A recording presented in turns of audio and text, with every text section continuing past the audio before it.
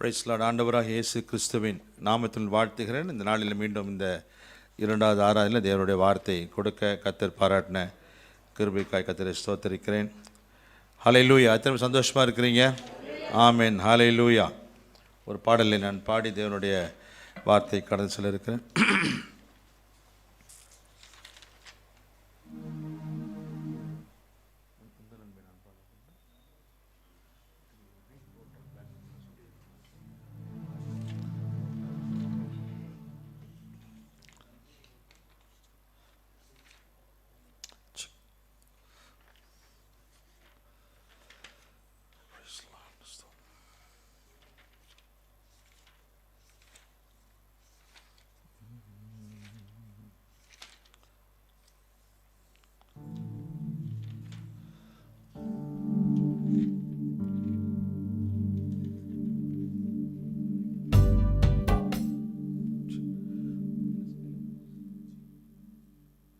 கண்ணீரை களிப்பாக்கும் அன்பு தேவன் நீரே,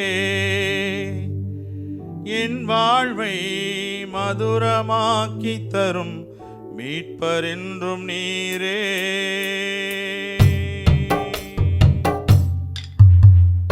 கண்ணீரை களிப்பாக்கும் அன்பு தேவன் நீரே, என் வாழ்வை மதுரமாக்கி தரும் மீட்பர் என்றும் நீரே. வாழ்வில் இனிமை தந்தீரே சுவே, துதி சொல்லி வருவேன் இயேசுவே. வாழ்வில் இனிமை தந்தீரே சுவே, துதி சொல்லி வருவேன் இயேசுவே.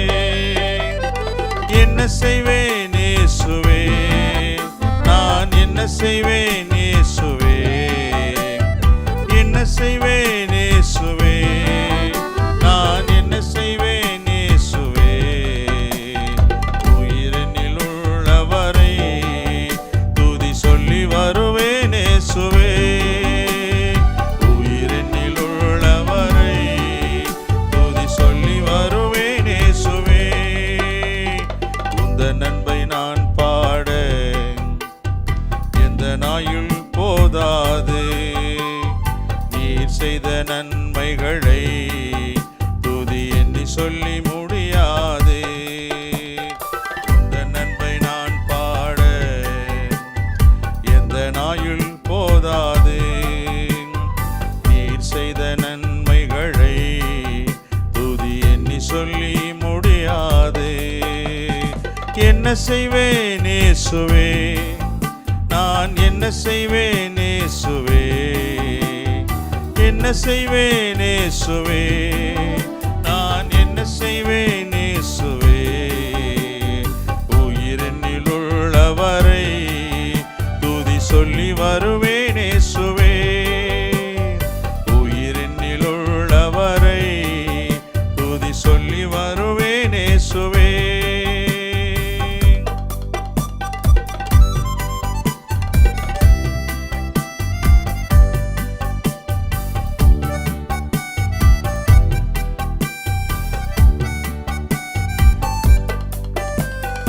கண்ணீரை களிப்பாக்கும் அன்பு தேவன் நீரே,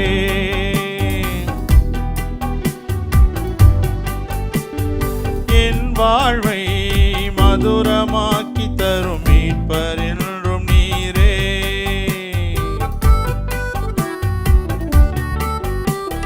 கண்ணீரை களிப்பாக்கும் அன்பு தேவன் நீரே, என் வாழ்வை மதுரமாக்கி தரும் மீட்பர் என்றும் நீரே. வாழ்வில் இனிமை தந்தீரே சுவே, துதி சொல்லி வருவேன் இயேசுவே. வாழ்வில் இனிமை தந்தீரே சுவே, துதி சொல்லி வருவேன் இயேசுவே. என்ன செய்வேன் இயேசுவே, நான் என்ன செய்வேன் இயேசுவே, என்ன செய்வேன் இயேசுவே, நான் என்ன செய்வேன் இயேசுவே. உயிரினில் உள்ளவரை துதி சொல்லி வருவேன் இயேசுவே. வார்த்தையை பாட போகிறோம். ஏன்னா கிறிஸ்மஸ்னாலே பாட்டு தான். தூதர்களே பாடினாங்க. தூதர்களையும் நீங்கள் பெரியவங்க, நீங்களாம் பாட போகிறீங்க. ஆமாம், அல்லேலூயா. வசனம் சொல்லுது தூதர்கள் சற்று சிறியவன் தான் சொல்லுது. ஆனால் ரட்சிக்கப்பட்டதுனால தூதர் நம்ம பெரியவங்க. ஆமாம், அல்லேலூயா. என்ன செய்வேன் இயேசுவே நான், என்ன செய்வேன் இயேசுவே நான், உயிரினில் உள்ளவரை துதி சொல்லி வருவேன் இயேசுவே, உள்ளவரை துதி சொல்லி வருவேன் இயேசுவே. அகைன், என்ன செய்வேன் இயேசுவே நான், என்ன செய்வேன் இயேசுவே, என்ன செய்வேன் இயேசுவே நான், என்ன செய்வேன் இயேசுவே, உயிரினில் உள்ளவரை துதி சொல்லி வருவேன் இயேசுவே. நீங்க பாடுறத பார்த்தா என்ன செய்வேன், போய் என்ன செய்யலாம், பிரியாணி செய்யலாமா, குழம்பு செய்யறதா, என்ன நீங்கள் விவரமாக வாங்கி வச்சுட்டு வந்துட்டீங்க. ஒரு கூட்டம் முடிச்சுட்டு விவரமாக வாங்குறதுக்கு போயிருக்கிறாங்க. அவ்வளோதான் வித்தியாசம். ஆமேன். உயிரினில் உண்டவரை துதி சொல்லி வருவேன் இயேசுவே. ஆமேன். பாடலாமா? என்ன செய்வேன் இயேசுவே நான், என்ன செய்வேன் இயேசுவே, என்ன செய்வேன் இயேசுவே நான், என்ன செய்வேன் இயேசுவே, உயிரினில் உள்ளவரை துதி சொல்லி வருவேன் இயேசுவே. சத்தமாய், உயிரினில் உள்ளவரை துதி சொல்லி வருவேன் இயேசுவே. உந்தன் அன்பை நான் பாட எந்த நாயுள் போதாது, நீர் செய்த நன்மைகளை துதி எண்ணி சொல்லி முடியாது. உந்தன் அன்பை நான் பாட எந்த நாயுள் போதாது, நீர் செய்த நன்மைகளை துதி எண்ணி சொல்லி முடியாது. என்ன செய்வேன் இயேசுவே நான், என்ன செய்வேன் இயேசுவே, என்ன செய்வேன் இயேசுவே நான், என்ன செய்வேன் இயேசுவே, உயிரினில் உள்ளவரை துதி சொல்லி வருவேன் இயேசுவே. லூக்கா 2ஆம் அதிகாரம் 10ஆம் வசனம் முதல் 14ஆம் வசனத்தை வரை வாசிக்கும்படி கேட்கிறேன். Look chapter 2 and verse 10.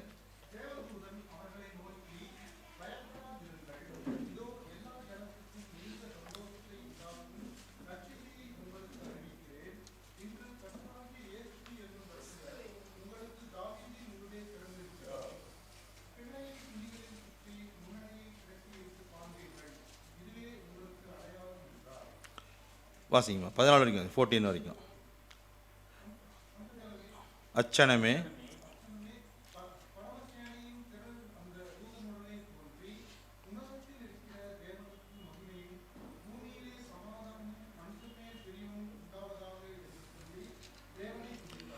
ஆமேன். ஆண்டவராக இயேசு கிறிஸ்து இந்த வார்த்தையை கொண்டு நம்மோடு கூட பேசுவாராக. கர்த்தர் நல்லது. கிறிஸ்மஸ் நாட்களிலே அற்புதமான 2 வார்த்தைகள் சொல்லப்படுகிறது. இந்த செய்திக்கு போதும் நான் சொல்கிறேன். நான் மரியாள் கேட்குறாங்க, இது எப்படி ஆகும்? இந்த மாதிரி ஆகாது. இது எப்படி ஆகும்? தூதன் சொல்கிறான், தேவனால் கூடாத காரியம் ஒன்றுமில்லை. நமக்கு இப்போ ஒரு கேள்வி இருந்து கொண்டு தான் இருக்கும். இந்த 2020 பயங்கரமாக ஆரம்பித்தோம், ஆர்ப்பாட்டமாக ஆரம்பித்தோம். இப்போ இந்த பலூன் வெடிச்சது மாதிரி புஷ்ஷுன்னு, என்னடா எப்படா முடியும், எப்போ தப்பிச்சு 21 கால் வைப்போம் அப்படின்னு நம்ம யோசிக்கிறோம். இது எப்படி ஆகும், என்னவா முடியும்? 1:37 சொல்லுது, தேவனால் கூடாத காரியம் ஒன்றுமில்லை. தூதன் பரத்திலிருந்து இறங்கி ஒரு தூதன் சொல்கிறார், காப்ரியேல் தூதன் வந்து மரியாள் வீட்டுக்குள்ளே பிரவேசித்து சொல்கிறாரு, கிருபை பெற்றவளே நீ வாழ்க, கர்த்தரால் நீ ஆசீர்வதிக்கப்பட்டவள். அப்போ தூதன் வந்து சொல்லும் பொழுது இந்த அம்மா கேட்குறாங்க, என்னங்க நீங்கள் சொல்கிறதுக்கு ஏதாச்சும் கொஞ்சம் சாத்தியக்கூறு இருக்குதா, எப்படி இது நடக்கும்? உடனே ஒரு சாட்சி சொல்கிறாங்க, பாரு உன் இனத்தை அவன் சொந்தக்காரம்மா எலிசபெத் இருக்காங்களே, அவங்களுக்கு இது 6வது மாதம், அவங்களுக்கு அற்புதம் நடந்தது. அவங்களுக்கு அற்புதம் நடந்தது கரெக்டுங்க, அவருக்கு வந்து வீட்டுக்காரர் இருக்காங்க, அற்புதம் நடந்தது, எனக்கு யாருமே கிடையாது, எப்படிங்க இது ஆகும்? உடனே தூதன் சொல்கிறான், என்ன சொல்லியிருப்பான், இங்கே பாருமா எனக்கு அதெல்லாம் தெரியாது, கிட்டத்தட்ட 4000 வருஷமாக அவர் கம்பெனியில் வேலை செய்கிறேன், அதுக்கு முன்னாடி நான் அப்ரண்டிஸாக கோடான கோடி வருஷம் அவர்கிட்ட தான் நான் இருந்தேன், எனக்கு என்ன தெரியும், எப்படி ஆகும்லாம் எனக்கு தெரியாது, எப்படி நடக்கும்லாம் தெரியாது, அவர் சொன்னார் போய் சொல்ல வந்திருக்கிறேன், எப்படி ஆகும்னு எனக்கு தெரியாது, ஆனால் அவர் சொன்னால் நடக்குன்ற மாத்திரம் தெரியும், ஏனென்றால் தேவனால் கூடாத காரியம் ஒன்றுமில்லை. கேப்ரியேல் தூதனுக்கு ஒரு நம்பிக்கை என்னன்னா, கர்த்தர் சொல்லி அனுப்புனா அதை செய்ய வல்லவர் என்பதை தூதன் அறிந்திருந்தான். ஆமென், ஹல்லேலூயா. ஆனால் காத்திருந்த கன்னிமரியாள் கிறிஸ்து பிறப்பார் என்று காத்திருந்தாங்க. அன்றைக்கு யூதேயா நாட்டில் வாழ்ந்த பிள்ளைகளெல்லாம், பெண் பிள்ளைகள்லாம் என்ன எதிர்பார்த்தாங்கன்னா, மேசியா என் வயிற்றில் பிறக்க வேண்டும் என்று ஆர்வமாக இருந்தாங்க. எவ்ரிபடி வேர் எக்ஸ்பெக்டிங். எல்லாருக்கும் ஒரு ஆர்வம் என்ன, கிறிஸ்து என் வயிற்றில் பிறக்கணும், என் வயிற்றில் பிறக்கணும். அநேக கன்னி பெண்கள் காத்து கொண்டு இருந்தாங்க. ஆயிரக்கணக்கானோர் காத்து கொண்டு இருந்தாலும் கிருபை பெற்றவள் அவள் ஒருவள் மாத்திரம்தான். எத்தனை பேர் இருந்தாலும் இன்னைக்கு வந்திருக்கிற நீங்களும் நானும் தேவ சமூகத்தில் கிருபை பெற்றவளாய் காத்திருக்கிறோம். ஆமென், ஹல்லேலூயா. தேவனுடைய கிருபை விளங்கினால சொல்கிறான், இன்னைக்கு கிருபை அது வெளிப்பட்டது. இன்னொரு இடத்துல சொல்ல பொழுது, ஆவியானவர் உன்னில் மேல் நிழலிடுவார், இ டேபர்னாக்கிள்ட் அமாங் அஸ், நம் மீது கூடாரம் இடுவார், பரிசுத்த ஆவியானவர் கூடாரம் இடுவார். சொல்கிறார், பரிசுத்தன் உண்மையில் வருவார், உன்னதத்தின் ஆவி உண்மையில் வரும், உன்னதத்தில் ஆவி உண்மையில் வரும் பொழுது கிறிஸ்து பிறப்பார் என்று. ஒன்று தெரிஞ்சுக்கோங்க, என்னைக்கு ஆவியானவர் ஒன்றின் மீது வந்து இறங்கினார் என்றால் ஏதோ ஒன்று நடக்கும். ஆமென், ஹல்லேலூயா. ஆதியாகமத்தில் பார்க்கிறோம், பரிசுத்த ஆவியானவர் ஜலத்தின் மீது அசைவாடி கொண்டிருந்தார். ஆங்கில வேதாகமத்தில் சொல்லுது, he hovered over the earth, பூமியின் மீது ஜலத்தின் மீது அப்படியே அடை காத்து கொண்டிருந்தார். பரிசுத்த தங்கி கொண்டிருந்தார். அடை காத்தா கோழி முட்டை குஞ்சு பொறிக்கிறது போல பரிசுத்த ஆவியானவர் உங்கள் மீது அடை காத்தால், நம் மீது அடை காத்தால் அவர் கிருபை நமக்குள்ளாக இருந்து கிறிஸ்துவை வெளிப்பட பண்ணக்கூடிய ஒன்றாக இருக்கிறது. ஆமென், ஹல்லேலூயா. தூசர பரிசுத்த ஆவி உண்மையில் நிழலிடுவார். த ஹோலி ஸ்பிரிட் இன்றைக்கு நம்மளுடைய வாழ்க்கையில் அந்த கர்த்தருடைய ஆவியானவர் நமக்குள்ளாக இருந்து கிறிஸ்துவை புறப்பட பண்ணுகிறவர், வெளிப்படுத்த பண்ணுகிற ஆண்டவராக இருக்கிறார். ஒருவேளை நம்மளுடைய வாழ்க்கையில் கிறிஸ்து வெளிப்படுவது சாதாரணமாக இருக்கும், சாதாரணமாக நீங்கள் நினைக்கலாம், கிறிஸ்துவை சொல்லுவதோ இயேசுவை அறிவிப்பு சாதாரணமாக இருக்கலாம். ஆனால் மரியாளோட வாழ்க்கையில் பாருங்கள், அந்த கிருபை என்பது உலகம் ஏற்றுக்கொள்ள முடியாத ஒன்றாய் காணப்பட்டது.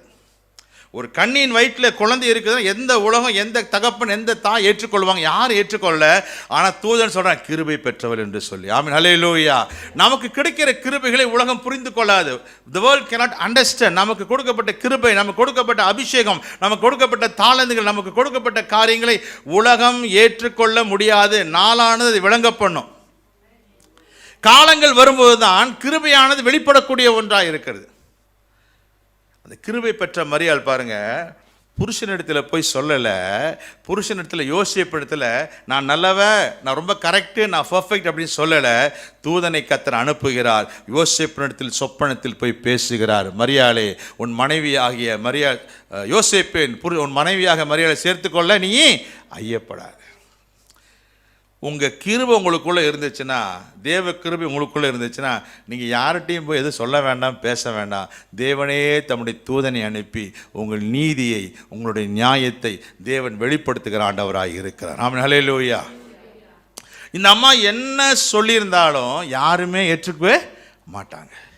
ஏன்? இந்த பரிசுத்தாவின் ஒளி, இந்த பரிசுத்தாவின் வெளிச்சம் அவங்க மேலே நிழலிட்டது அப்படி என்றால், வசனம் சொல்லுது, இருளில் இருக்கிற ஜனங்கள் மிகப்பெரிய வெளிச்சத்தை கண்டார்கள். வெளிச்சம், த ஹோலி ஸ்பிரிட், தி லைட். கிரேக்க வார்த்தை க்ளோசோலியா என்று சொல்கிற பரிசுத்த ஆவியானவர். அந்த வார்த்தை பரிசுத்த பாஷை சொல்லப்படுகிறது. அப்போ இந்த பரிசுத்த ஆவியானவர் அங்கே வந்து இறங்கும் பொழுது புதியவைகளை கர்த்தர் உண்டு பண்ணுகிற ஆண்டவராக இருக்கிறார். இருளில் இருக்கிற மனுஷனுக்கு ஒரு மிகப்பெரிய வெளிச்சம். இன்றைக்கு இந்த நாள் எனக்கு தெரிஞ்ச சரியாக இருந்தால், இந்த நாள் வந்து யூத மக்கள் ஹனுக்கா கடைசி நாளை கொண்டாடுகிற நாளாக நியமித்திருக்கிறார், ஹனுக்கா ஃபெஸ்டிவல் என்று சொல்லி. ஹனுக்கா என்றால் தி ஃபெஸ்டிவல் ஆஃப் லைட்ஸ், வெளிச்சத்தின் பண்டிகை, அல்லது அந்த பினரா விளக்கை ஏற்றி கொண்டாடுற விளக்கின் பண்டிகை, வெளிச்சத்தின் பண்டிகை, தீப ஒளியின் பண்டிகை. தீபாவளி அல்ல, என்ன பண்டிகை இது? தீப ஒளியின் பண்டிகை இது. என்ன பண்டிகை அப்படின்னு கேட்டிங்கன்னா, இஸ்ரேல் தேசத்தில் இயேசு கிறிஸ்துவ வாழ்ந்த காலங்களுக்கு முன்பாக அந்த தேவாலயம் தீட்டுப்பட்டது. தேவாலயத்தை பயங்கரமாக தீட்டுப்படுத்திட்டாங்க. தேவாலயத்தில் ஆட்டை பலியிடுவதற்கு பதிலாக பன்றியை கொண்டு வந்து பலியிடுறாங்க. ஆன்டியோக்கஸ் எபிஃபனஸ் என்ற ஒருத்தர். அப்போ அந்த ஆலயம் தீட்டுப்பட்டு போனது என்பதை அறிந்து மக்கபியன்ஸ் என்று சொல்லக்கூடிய ஒரு கூட்டத்தார் கொரில்லா போர் முறையில், மறைந்திருந்து தாக்கக்கூடிய போர் முறையில் 3 ஆண்டுகளுக்கு மேலாக போரிட்டு அந்த ஆலயத்தை மீட்டுக்கொள்கிறார்கள், அந்த தேவாலயத்தை மீட்டுக்கொள்கிறார்கள். இப்போ தேவாலயத்தின் நியமம் என்னென்னா, குத்து விளக்கு எப்பொழுதும் எரிந்து கொண்டே இருக்க வேண்டும், வெளிச்சம் ஆலயத்தில் இருந்து கொண்டே இருக்க வேண்டும். ஆமென், ஹல்லேலூயா. நீங்கள் கர்த்தருடைய ஆலயமாக இருந்தால் ஆண்டவர் சொல்கிறார், உலகத்தின் வெளிச்சம் நீங்கள், உலகத்தின் ஒளி நீங்கள். ஏன் நீங்கள் உலகத்தின் ஒளி என்றால், எங்கள் அப்பா வெளிச்சமாக இருக்கிறார், நானே ஒளியாக இருக்கிறேன், நானே வழியும் சத்தியமும் ஜீவனம். எங்கள் அப்பா லைட்டாக இருக்கிறார், ஆகையால் நான் எப்படி இருக்கிறேன்? லைட்டாக இருக்கிறேன். இப்போ இந்த ஆலயத்திற்குள்ளாக அந்த விளக்கு எரிந்து கொண்டே இருக்க வேண்டும். இந்த மெக்கபியன்ஸ் அவங்க போய் கொரில்லா போர் போட்டு எடுத்துட்டாங்க, ஆலயத்தை சுத்திகரிக்கிறாங்க, எல்லாம் பரிசுத்தப்படுத்துகிறாங்க. இப்போ அங்கு அதுக்குள்ளாக இருந்த பல பொருட்கள் அழிக்கப்பட்டுருச்சு, எல்லாமே அழிக்கப்பட்டுருச்சு. ஆனால் தேவ கிருபையாக பார்க்குறாங்க, ஒரு நாளைக்கு எரியக்கூடிய ஒரு குத்து விளக்கின் எண்ணெய் மாத்திரம், ஒரு நாளைக்கு எரியக்கூடிய எண்ணெய் மாத்திரம் அங்கே இருக்குது. இப்போ விளக்கை பற்ற வச்சுட்டாங்கன்னா அந்த விளக்கு எரிந்து கொண்டே இருக்கணும். அதை தாவீது சொல்றார், தேவரீர் என் விளக்கை ஏற்றுவீர் அப்படின்னா ஒரு நாள் அணைந்து போகாமல் வச்சுக்கோங்க ஆண்டவரே.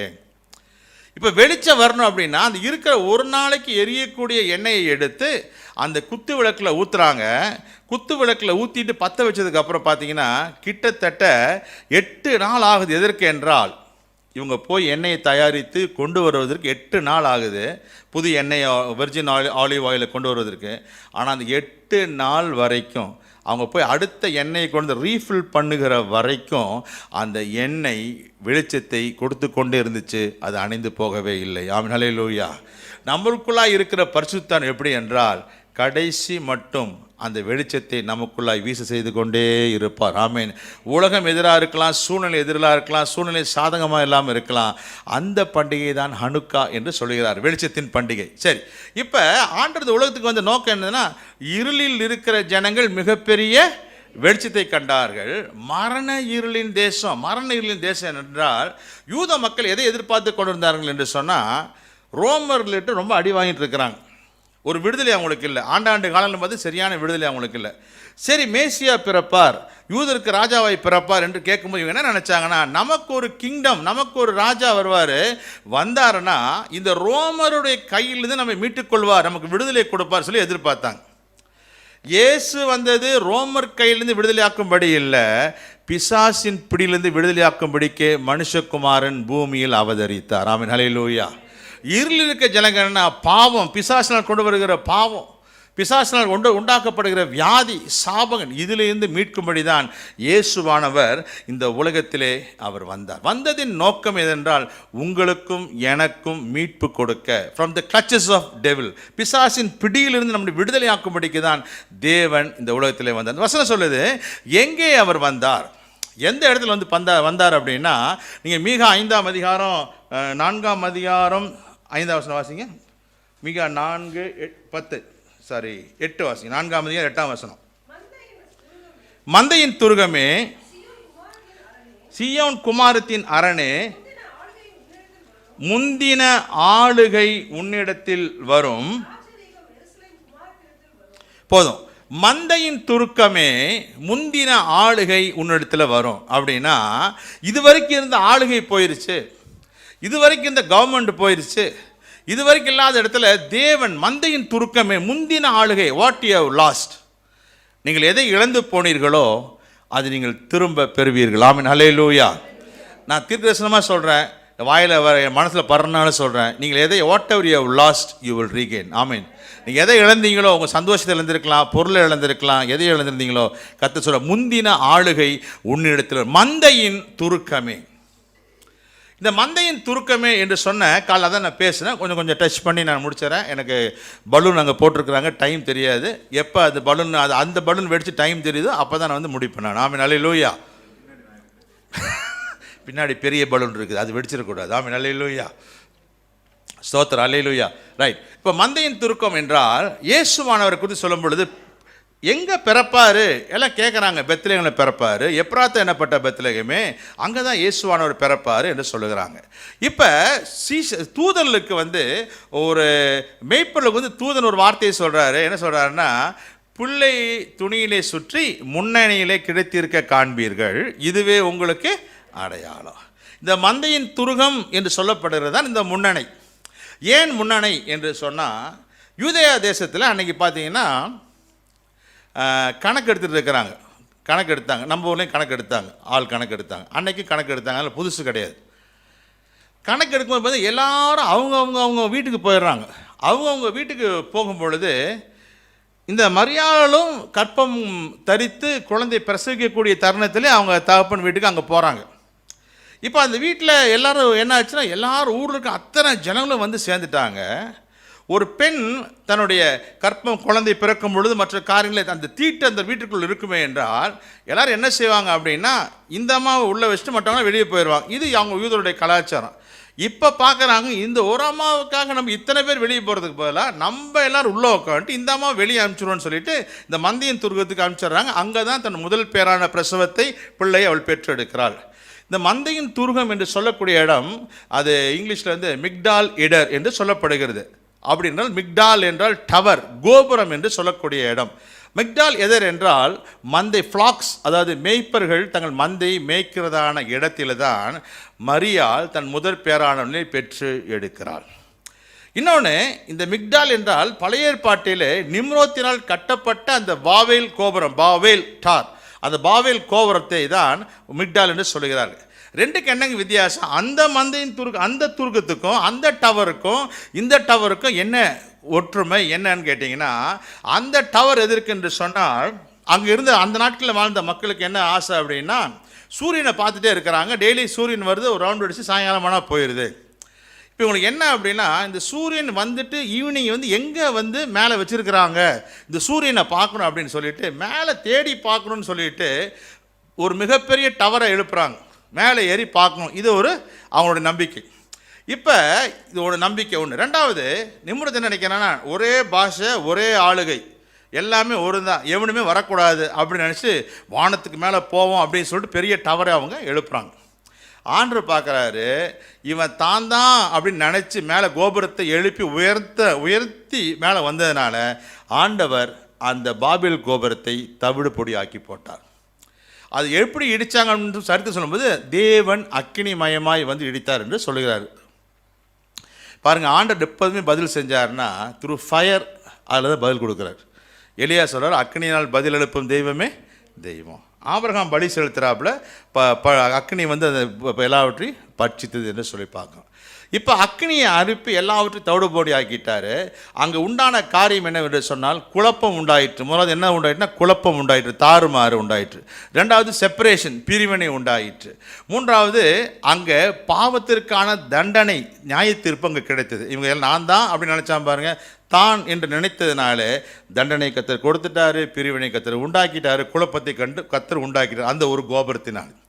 இப்போ இங்கே ஒரு கோபுரம், மந்தையின் துருகத்தில் இங்கே ஒருத்தர் பிறக்கிறார். இவர் மேலே ஏறணும்னு நிமிரோத்து மேலே போகணுன்னு கோபுரத்தை கட்டினார். இந்த கோபுரத்தில் மேலே இருந்தவர் கீழே இறங்கி வந்தார். ஆமீன், ஹல்லேலூயா. எதுக்கு? இவர் தாழ்மை ரூபடுத்தி மேலே இருந்து கீழே வந்தார். இவர் எதுக்கு தெரியுமா? அங்கே குழப்பம் உண்டாயிற்று, இங்கே சமாதானம் உண்டாயிற்று. ஆமீன், ஹல்லேலூயா. இயேசு கிறிஸ்து வந்ததின் நோக்கம் டு பிரிங் பீஸ், ஷலோம் என்ற வார்த்தை. ஷலோம், சமாதானத்தை கொண்டு வரும்படி தான் இயேசு இந்த உலகத்தில் வந்தார். அங்கே செப்பரேஷன், அங்கே பார்த்தா பிரிவினை, பல ஜாதிகள் பிரிந்தது. இங்கே பார்த்தீங்கன்னா சொல்கிறாரு, எல்லா ஜனத்துக்கும் மிகுந்த சந்தோஷத்தை உண்டாக்கும் நற்செய்தியை நான் உங்களுக்கு தருகிறேன். எல்லாற்றையும் ஆண்டவர் ஒன்றிணைத்தார், ஒன்று சேர்த்தார். அந்த அக்கினி அன்னைக்கு அவருக்கு நியாய தீர்ப்பை கொண்டு வந்துச்சு. அந்த அக்கினி அன்னைக்கு அவங்களுக்கு பிரிவினை கொண்டு வந்துச்சு. ஆனால் இயேசு கிறிஸ்து பிறந்ததுக்கு பின்பாக இயேசுவான நமக்கு தந்தர்லின பரிசுத்த ஆவியானவரோ மேல் வீட்டறையில் 120 பேர் கூடி இருக்கும் பொழுது பற்பல பாஷைகளை புரிந்து கொள்ளத்தக்கதாக ஒரே ஆவியானவர் செயல்பட்டார். ஆமீன், ஹல்லேலூயா.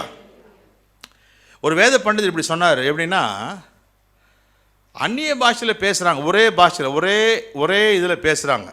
ஆனால் ஜப்பான்காரன் சொல்கிறான், ஜப்பான்காரனுக்கு அந்த மொழி புரியுதாமா, சைனாக்காரனுக்கு ஒரு மொழி புரியுது, பேசுவது ஒரே வார்த்தை தான், ஒரே இதுதான். ஆனால் எல்லாரும் புரிந்து கொள்ளத்தக்கதாக அந்த அந்த அந்த இது வந்தது என்று சொல்லப்படுகிறது.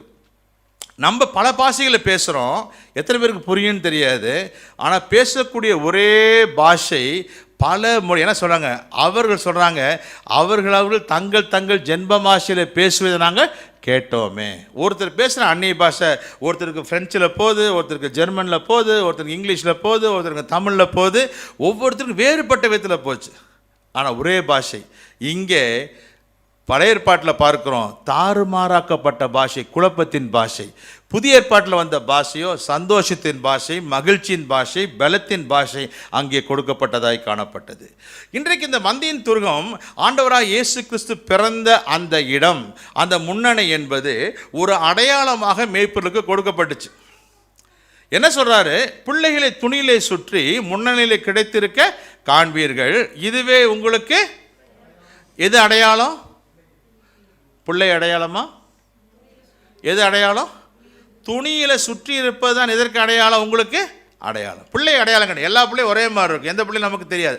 எந்த பிள்ளை இயேசு அப்படின்றதுக்கு என்ன அடையாளம்னா, எந்த பிள்ளை துணியில சுற்றி வைக்கப்பட்டிருக்கிறதோ அந்த பிள்ளை தான் இயேசு என்பதற்கு அடையாளமாக. என்ன ஸ்பெஷாலிட்டி அப்படின்னா, எல்லா குழந்தையும் பிறக்குது, எல்லா குழந்தையும் என்ன பண்ணுறாங்க, அதுக்கு ஒரு சின்ன ஒரு துணியை வச்சுருப்பாங்க, அந்த துணியை போட்டி வச்சுருப்பாங்க. அதனால தான் கந்தை துணியில் பொதிந்தவா அப்படின்னா உள்ளுக்குள்ளே வச்சுருக்கா அப்படின்னு சொல்கிறாங்க. அப்படி கிடையாது.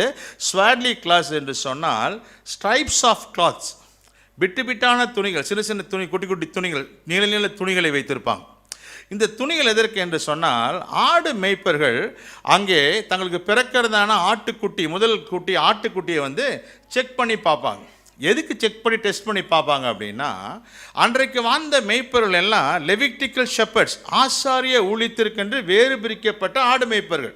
அவங்களுடைய பணி என்னவென்று சொன்னால், பெத்லகேமிலே, எருசலேமில் வந்து பல இடங்களில் ஆடுகள் மேய்க்கப்பட்டாலும் பெத்லகேமில் மேய்க்கப்படுகிற ஆடுகளில் சிறந்தது என்னென்றால், சிறப்பு என்னவென்று சொன்னால், அந்த ஆடெல்லாம் பலிக்காக, பஸ்காவிற்காக நியமிக்கப்படுறதான ஆட்டுக்குட்டிகள். எப்படி ஒரு ஆடு குட்டி போடும் பொழுது அந்த ஆசாரில் செக் பண்ணி பார்ப்பாங்க, இது பழுது இல்லாமல் இருக்குதா, இது வியாதி இல்லாமல் இருக்குதா, நல்லா இருக்குதா, ஆரோக்கியமாக இருக்குதுன்னு சொல்லி பார்ப்பாங்க.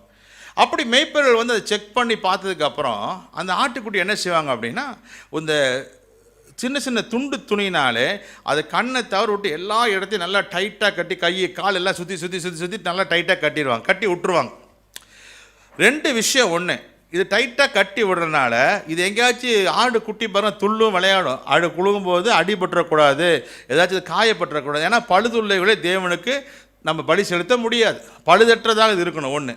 ரெண்டாவது, அந்த துணியை கட்டும் பொழுது அது மூச்சு எவ்வளவு தாங்குது, எவ்வளோ வந்து மூச்சு அடைச்சி செக் பண்ணுறாங்க, அந்த ஆடு வந்து கரெக்டான ஆடா, வீக்காக இருக்கா, மூச்சு தாங்குதா அப்படின்னு செக் பண்ணி பார்ப்பது தான் டைட்டாக அதை கட்டுறாங்க. இதுதான் அதோட ரெண்டு ரீசன். இப்போ மேய்ப்பர்களுக்கு வந்து தூதன் வந்து சொல்கிறாரு, இந்த எப்படி இந்த ஆட்டுக்குட்டியை வந்து நீங்கள் துணி சுற்றி அடையாளமாக வச்சுருக்கிறீங்களோ, இதே போல் உங்களுக்காக கிறிஸ்து என்னும் இரட்சகர் தாவீதின் ஊரில் பிறந்திருக்கிறாரு. அவருக்கு ஆட்டுக்குட்டி எப்படி சுற்றி இருக்கிறாங்களோ அதே போல் அவரையும் துணியில் சுற்றி வச்சுருக்கிறாங்க.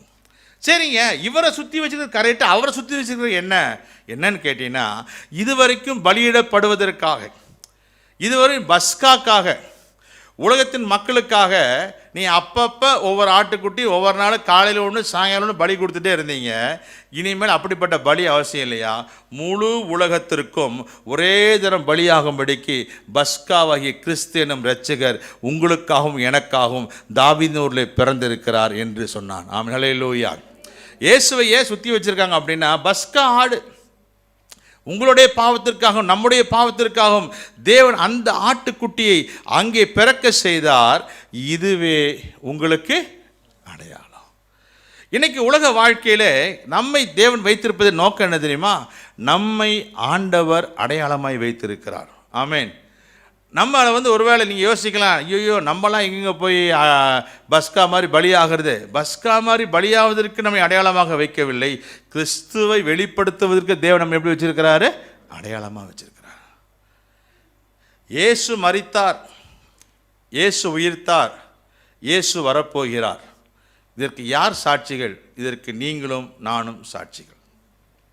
நம்ம ஆண்டவர் உலகத்தில் வச்சிருக்கிற நோக்கம் என்னன்னா, அதற்கு நீங்களும் நாங்களும் சாட்சியாக இருக்கும்படிக்கு, அடையாளத்தை வெளிப்படுத்தும்படிக்கு, கிறிஸ்துவை வெளிப்படுத்தும்படிக்கு ஆண்டவர் நம்மை வைத்திருக்கிறார். இதுவே உங்களுக்கு அடையாளம். சொல்லிட்டு சொல்கிறாரு, பெத்லகேமில் போய் அவர் பிறப்பார். இந்த பெத்லகேமை குறித்து சில காரியங்களை சொல்ல விரும்புகிறேன். ஒன்று, இந்த பெத்லகேம் எப்படிப்பட்டது என்று சொன்னால், நீங்கள் வாசிங்கள் ரூத் 1ஆம் அதிகாரம் 22ஆம் வசனம். ரூத் 1:22.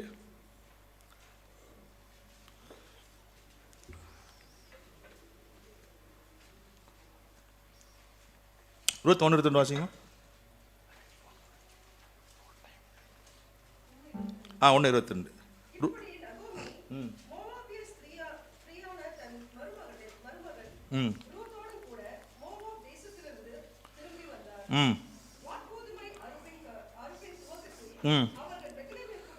போதும். எப்போ வந்தாங்க? வார்கோதுமை அறுப்பின் துவக்கத்தில். எங்கே வந்தாங்க? பெத்லகேம். இந்த பெத்லகேம் பற்றி நிறையா சொன்னது. ஒரு 2-3 காரணம் நான் சொல்கிறேன். இந்த பெத்லகேம் எப்படிப்பட்ட இடம்னா, இயேசு பிறந்த இடம். இந்த பெத்லகேமை குறித்து சொல்லும் பொழுது அது ஒரு அறுவடையின் இடம். என்ன அறுவடை அப்படின்னா, பெத்லகேமில் இருந்து தான் அவங்க போகிறாங்க, ரூத்தெல்லாம் போகிறாங்க. போய் எல்லாவற்றையும் இழக்கிறாங்க. எனக்கு ரொம்ப பிடிச்ச என்ன, பரிசுத்தர் எழுதும்போது தேசத்தில் பஞ்சம் உண்டாயிட்டுன்னு எழுதுறாரு, பெத்லகேமில் பஞ்சம் உண்டாயிட்டுன்னு எழுதலை. ஆனால் பெத்லகேமில் அறுவடை நடக்கும் பொழுது நீங்கள் ஒன்று வாசிங்க. ரூத் 1 முதல் வசனம் வாசிங்க.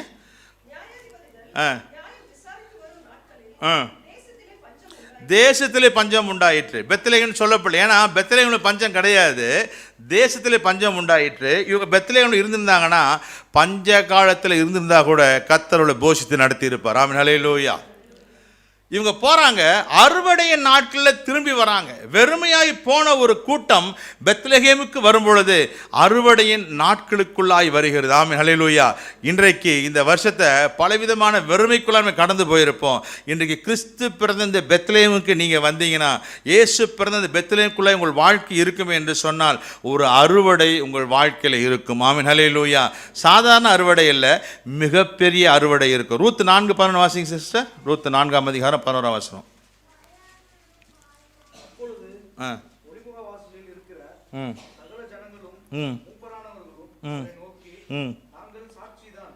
உன் வீட்டிலே வருகிற மனைவி கர்த்தர் இஸ்ரவேல் வீட்டை கட்டுவித்த 2 பேராகிய ராகேலை போலவும் லேயாளை போலவும் வாழ்ந்திருக்க செய்வாராக.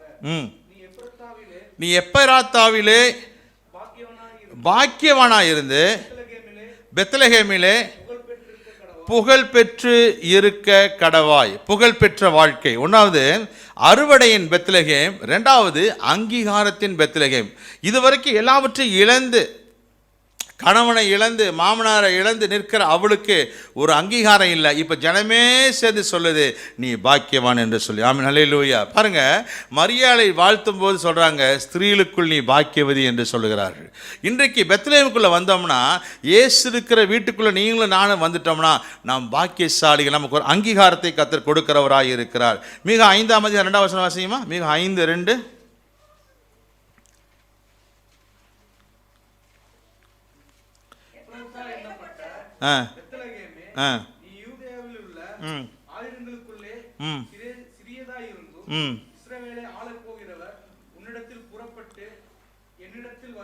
போதும். இந்த வீடு எப்படின்னு கேட்டிங்கன்னா, ஒரு ஆச்சரியம். எப்படின்னா, பெத்லகேமே நீ ரொம்ப சிறுசு, நீ ரொம்ப சின்ன வீடு தான், சின்ன இடம்தான்.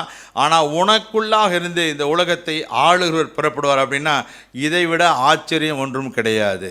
பெத்லகேமுக்குள்ள நம்ம வந்துட்டோம்னா தேவன் நம்மை ஆச்சரியப்படுத்துகிற ஆண்டவராக இருக்கிறார். லூக்கா 2ஆம் அதிகாரம் 15 வாசிங்க. லூக்கா 2:4, 2:15 வாசிங்க. நான்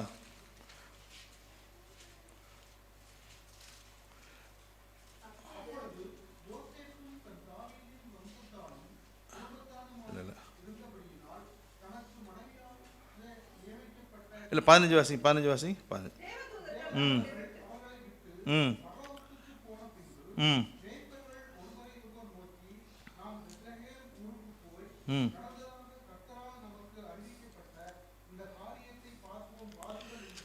போதும். அந்த பெத்லகேம் வீட்டுக்கு போகிறாங்க. முன்னாடி வசனம் வாசிங்கன்னா, அந்த வீட்டுக்குள் தூதன் பிரவேசிக்கிறான். அது அற்புதத்தின் வீடாய் மாறி போகிறது. 4 காரியம் பெத்லகேம் என்ன என்றால், ஒன்று அறுவடை, ஃப்ரூட்ஃபுல். 2வது அங்கீகாரம். மூன்றாவது ஆச்சரியத்தின் வீடு, நான்காவது அற்புதத்தின் வீடு. இயேசு பிறந்த ஒரு வீடு இந்த பெத்லகேம். எப்படின்னா உங்கள் வாழ்க்கையில் அதிசயத்தையும் அற்புதத்தையும் ஆச்சரியத்தையும் அங்கீகாரத்தையும் கொடுக்கக்கூடிய ஒன்றாய் அந்த வீடு இருக்குது. ஏன் பெத்லகேம்? பெத்லகேம் என்றால் அப்பத்தின் வீடு, house of wheat, house of meat, house of bread என்ற வார்த்தை. ஒரு மொழியாக்கம் ஹவுஸ் ஆஃப் மீட் என்று சொல்லப்பட்டிருக்கிறது, ஒரு மொழியாக்கம் அப்பத்தின் வீடு ஹவுஸ் ஆஃப் பிரெட் என்று சொல்லப்பட்டிருக்கு. அப்போ நான் யோசித்தேன், ஏன் ஹவுஸ் ஆஃப் மீட் அப்படின்னு போட்டிருக்கேன் அப்படின்னா நமக்காக ஹவுஸ் ஆஃப் மீட்னு போட்டிருக்கான்னு நினைக்கிறேன் நான். அல்லேலூயா. அப்பத்தின் வீடு, இன்னொன்று இறைச்சியின் வீடு என்று போடப்பட்டிருக்கிறது. அப்போ நான் யோசிப்பேன், இயேசு கிறிஸ்துவானவர் எருசலேம் தேசத்தில் பெரிய பெரிய தலைநகரங்கள் இருக்குது, பெரிய பெரிய பட்டணங்கள் இருக்குது, அங்கெல்லாம் பிறக்காம மீகா சொல்கிறாரு, இஸ்ரவேலை ஆள போகிற பிரபு சொல்லிட்டு சொல்கிறார், யூதா நீ சிறுசுதான்ப்பா, சின்னவன் தான் அப்படின்னு சொல்லிட்டு, நீ லூக்கால வாசினா நீ சிறியதல்ல அப்படின்னு சொல்கிறாரு.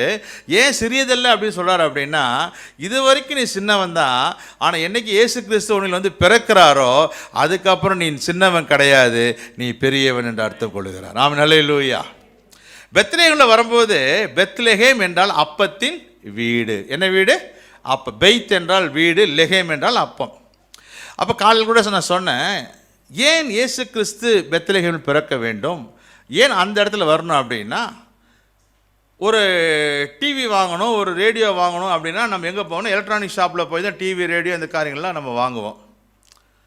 இல்லை ஒரு துணி வாங்கணும் அப்படின்னா துணி கடையில் போய் சாரி வாங்கணும், எங்கே போய் வாங்குவோம்? துணி. ஏன்னா அங்கே தான் அது இருக்கும்.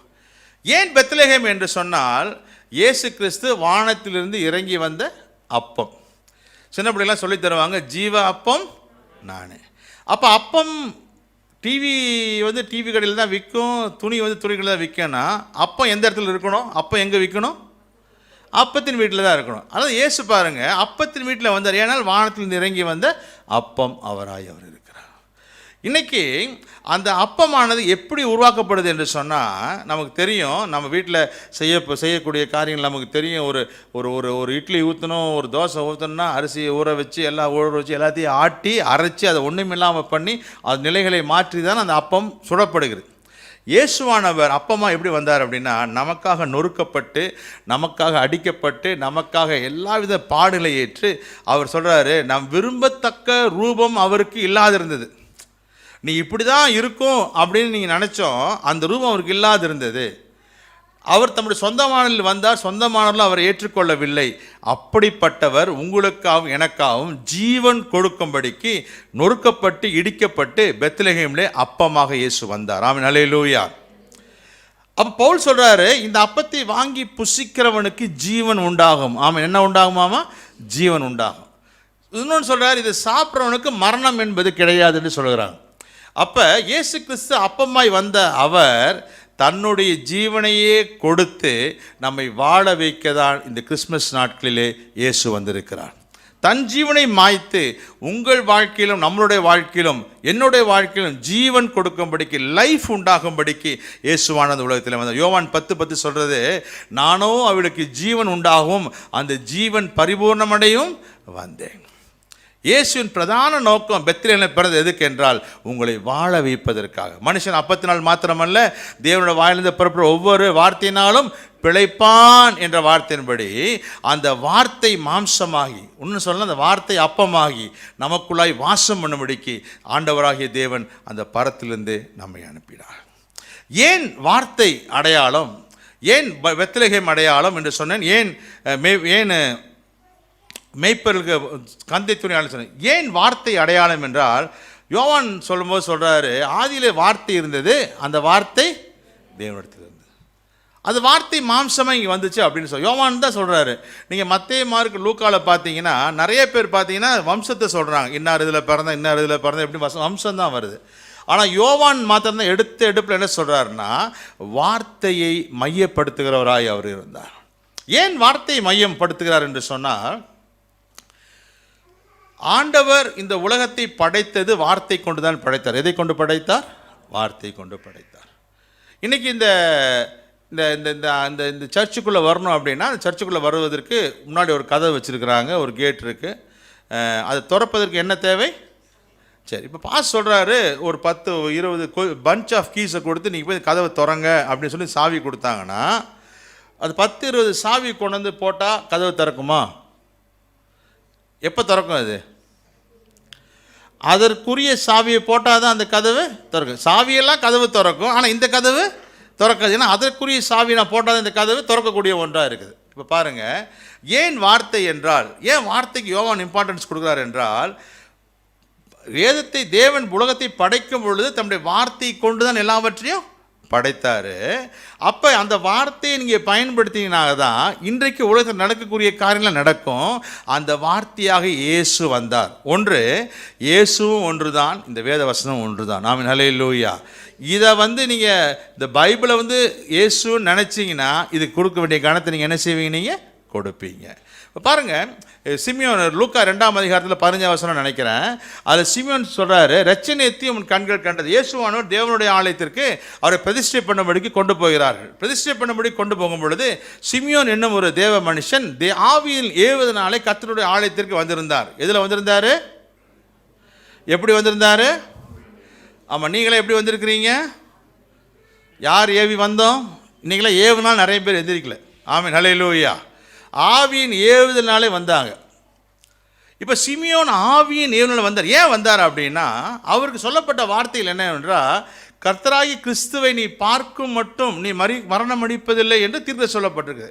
அப்போ தேவனுடைய ஆலயத்தில் காத்துருக்கார், என்னைக்கு கிறிஸ்து வருவார், என்னைக்கு மேசியா வருவார், நான் பார்க்கணும் சொல்லிட்டு அந்த வார்த்தையாகி கிறிஸ்துவை பார்க்க வேண்டும் என்று சொல்லி ஆர்வமாக இருக்கிறார். அந்த இயேசு கிறிஸ்துவை பார்த்த பின்பாக அந்த இயேசுவை கையில் தூக்கிட்டு சொல்கிறாரு, இரட்சணியத்தை என்னுடைய கண்கள் கண்டது, என்னுடைய சமாதானத்தை என்ன செய்யணும்? நீங்கள் போக விடுறீங்க. இது அந்த நாட்களில் நடக்கிறதான ஒரு பண்டிகையின் அனுபவம். என்னவென்றால் சிம்கா டோரா என்று சொல்வார்கள். என்ன அப்படி என்றால், தோரா என்றால் தேவனுடைய வார்த்தையில் 5 ஆகமங்கள் எழுதப்பட்டதான் தோரா. 5 ஆகமம் அடங்கிதான் தோரா. ஒவ்வொரு இஸ்ரவேல் மக்களுக்கும் என்ன ஆசை அப்படின்னா, வேதாகமத்தை அவங்க கையினால் எழுதுவாங்க, தோராவை கையில் எழுதுவாங்க. எப்படி எழுதுவாங்கன்னா, இப்போ ஒரு ஒரிஜினலில் இருந்து ஒருத்தர் காப்பி பண்ணியிருப்பாங்க, அந்த காப்பி பண்ணதை பார்த்து இவங்க எழுதுவாங்க. இப்படி தான் பார்த்து எழுதுவாங்க. பார்த்து எழுதிவிட்டு இவங்க எழுதினதை தேவாலயத்தில் இருக்கிற அந்த புஸ்தக சொல்லோடு ஒப்பிட்டு பார்ப்பார்கள். என்ன ஒப்பிட்டு பார்ப்பார்னா, அந்த பக்கத்தில் ஒரு பக்கத்தில் 500 எழுத்து இருந்துச்சுன்னா இதே 500 எழுத்து தான் இவங்க எழுதுனதுலேயும் இருக்கணும். அதில் இருக்கிற ஒரு வள்ளி புள்ளி ஒரு சின்ன ஒரு மார்க் கூட மாற்றி இதில் இருக்கவே கூடாது.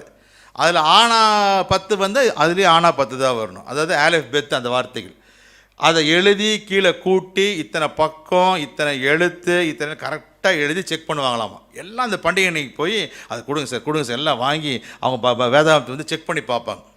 இந்த பைபிளை அந்த தோராவை செக் பண்ணி பார்த்து, ஐயோ இந்த 5 ஆகமங்களும் இந்த வார்த்தைகள் 5 அழகாக கரெக்டாக பர்ஃபெக்டாக எழுதிருக்கு, ஒன்று கூட பிழை இல்லை, கரெக்டாக நிறைவேறிருக்கு, எழுதப்பட்டிருக்கு அப்படின்னு ஒன்று தாங்க எழுதின அந்த வேதத்தை அந்த சுருளை எடுத்து கடவுளுக்கு முன்பாக நீட்டி ஆழத்தில் நன்றி செலுத்துவாங்களாம். அப்படி தூக்கி வச்சு, ஆண்டவரே உங்களோட வார்த்தையை நான் பார்த்துட்டேனே ரொம்ப சந்தோஷம் கொண்டாடுவாங்க. இப்படித்தான் அன்றைக்கு நாளில் இந்த எழுதப்பட்ட வார்த்தையில் நிறைவேறின வார்த்தையாகிய வானத்திலிருந்து வந்த வார்த்தையாக இயேசுவை பூரணமாக்கப்பட்ட பழுதில்லாத குறைவற்ற வார்த்தையாக அவரை சிமியோன் சுமந்து கொண்டு சொல்கிறார், இரட்சணியத்தை என்னுடைய கண்கள் கண்டது. வார்த்தை ஒரு அடையாளமாய் காணப்படுகிறது. இன்றைக்கு நம்மளுடைய வாழ்க்கையில் கூட இந்த வார்த்தை நம் மூலமாய் வெளிப்படுவதாக. எப்படி மேய்ப்பர்களுக்கு கந்தை பொதிந்த துணி உள்ள ஒரு குழந்தை அடையாளமாக இருந்ததோ, நீங்களும் நானும் கிறிஸ்துவை காட்டக்கூடிய அடையாளமாக இருக்கிறோம். பெத்லகேம் நகரம் எப்படி இடிக்கப்பட்ட அப்பத்திற்கு ஒரு அடையாளமாக இருந்ததோ, நீங்களும் நானும் ஒரு அடையாளமாக இருக்கிறோம். நம்மகிட்ட பேசும் பொழுது வைக்கும் பொழுது நம்ம வாயிலிருந்து வருகிற வார்த்தைகள் கிறிஸ்துவை மையப்படுத்துகிற வெளிப்படுத்துகிற வார்த்தையாக இருக்க வேண்டும். அப்படி என்றால் அந்த பெத்லகேம் எப்படி அற்புதத்தின் வீடாய், ஆச்சரியத்தின் வீடாய், அங்கீகாரத்தின் வீடாய், அறுவடையின் வீடாய் இருந்துச்சோ, உங்கள் வாழ்க்கையும் தேவன் அங்கீகரிப்பார். ஆமென், ஹல்லேலூயா. உங்களை பார்த்து பாக்கியவதி என்று சொல்வார்கள், உங்களை பார்த்து புகழ் பெற்றவர்கள் என்று சொல்வார்கள். உங்களுக்கு இழப்புகளை கர்த்தர் மாற்றி அறுவடை கொடுக்கலாம் இருப்பாங்க. இவங்களா அப்படின்னு சொல்லக்கூடிய அளவிற்கு உங்கள் வீடு ஆச்சரியத்தின் வீடாய் மாறும். அந்த தூதன் வீட்டுக்குள்ள வந்தான்னு சொல்லும்போது நீங்கள் கொஞ்சம் ஒருத்தர் ஒரு காலத்தில் சொன்னாங்க, ஒரு ஊழியக்கார் ஜாமன் சொன்னார், இப்போ தான் ஏஞ்சல் வந்துட்டு போனார். இப்போ ஏஞ்சல் வந்துட்டு போனான்றது பெருசு இல்லை. உடனே கேட்குறாங்க, எப்படி அவ்வளோ பெரிய ரெக்கையை வச்சுட்டு இத்தனோடு ஜனக்குள்ளே உள்ளே பூந்து வந்தார் அப்படின்ட்டு. ஆச்சரியம் என்னன்னா, அவர் அப்படி தான் வந்திருக்கணும். ஏன்னா பூந்து தான் வந்தானவர் வழி என்பது கிடையாது. நம்ம ஊரில் தூதரில் பார்த்தாலும் எனக்கு தெரியாது. மரியாளோட வீட்டில் அந்த தூதன் வந்தது மெய் என்றால், நம்முடைய வாழ்க்கையில் தூதர்கள் வந்து நமக்காய் உதவி செய்வார்கள். ஆச்சரியத்திற்குள்ளாய் நடத்துகிற நாட்களாய் தேவன் நம்மை கொண்டு செல்வார். இது வரைக்கும் எப்படி போச்சுன்றது பிரச்சனை இல்லை. கிட்டத்தட்ட 8.5 மாதம் சும்மாவே ஓட்டிட்டோம். ஆல்மோஸ்ட் 10 மந்த்ஸ் நம்ம 9.5 மாதத்தை வந்து சும்மா கதையை போல கழிச்சிட்டோம். ஆனால் இந்த நாட்கள் நம்முடைய வாழ்க்கையில் மிகப்பெரிய நாட்கள், அறுவடை நாட்களாய் மாறும். ஏன்னா வசனம் சொல்லுது, கண்ணீரோடு விதைக்கிறவர்கள் கம்பீரத்தோடு அறுப்பார்கள். இந்த 9.5 மாதம் நீ வீட்டில் உட்காந்து லாக்டவுனில் கண்ணீரோடு வைத்திருந்தீங்களா? நிச்சயமாக நம்புகிற வேத வசனம் பொய் அல்ல. கம்பீரமாய் அறுவடை செய்ய கர்த்தர் உங்களுக்கு துணை செய்வாராக. ஆமேன். God bless you. கர்த்தர் உங்களை ஆசீர்வதிப்பாராக.